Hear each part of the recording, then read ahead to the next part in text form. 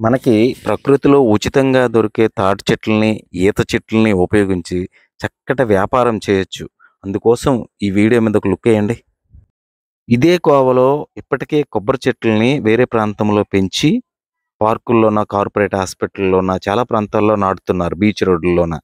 వా ఇవి ఈత చెట్లు, తాటి చెట్లతో పోల్చినట్టయితే సెన్సిటివ్. వాటికన్నా మొండిగా పెరిగే తాటి చెట్లు, ఈత చెట్లను ఉపయోగించుకొని చక్కటి వ్యాపారం మనం చేయొచ్చు. అది ఎలాగనేది ఈ వీడియో మీరొకసారి చూడండి. దీనికి ఒక సంవత్సరం మొక్కలు మొదలుకొని 10 సంవత్సరాల మొక్కల వరకు మనకు ఉచితంగా దొరుకుతాయి.